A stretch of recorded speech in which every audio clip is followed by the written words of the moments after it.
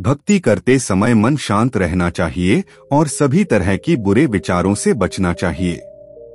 जो लोग इस बात का ध्यान रखते हैं उन्हें भगवान की कृपा मिलती है। इस संबंध में एक लोक कथा प्रचलित है। कथा के अनुसार पुराने समय में दो संत एक साथ रहते थे।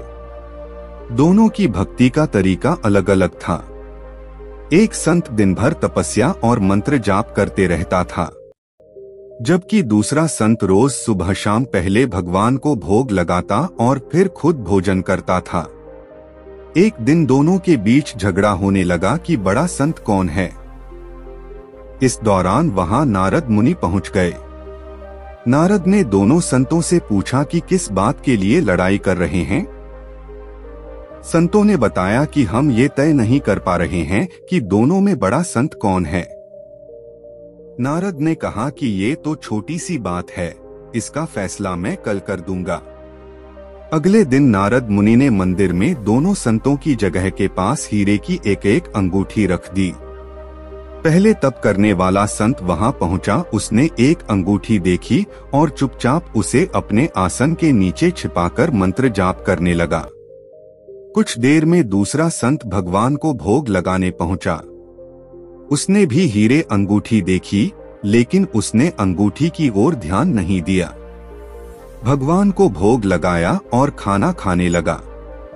उसने अंगूठी नहीं उठाई। उसके मन में लालच नहीं जागा, क्योंकि उसे भरोसा था कि भगवान रोज उसके लिए खाने की व्यवस्था जरूर करेंगे। कुछ देर बाद वहां नारद जी आ गए। दोनों संतों ने पूछा कि अब आप बताएं कि हम दोनों में बड़ा संत कौन है। नारद ने तपस्या करने वाले संत को खड़े होने के लिए कहा।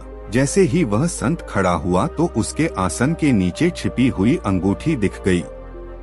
नारद मुनि ने उससे कहा कि तुम दोनों में भोग लगाकर खाना खाने वाला संत बड़ा है। तपस्या करने वाले संत में चोरी करने की बुरी आदत है।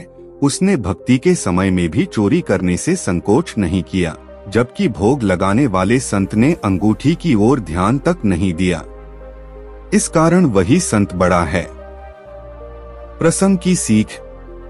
इस प्रसंग की सीख यह है कि भक्ति तभी सफल होती है जब भक्त के मन में बुरे विचार न हो, भक्त बुरे काम न करता हो। जिस भक्त के विचार पवित्र हैं और जो बुरे कामों से दूर रहता है, सिर्फ उसे ही भगवान की कृपा मिलती है।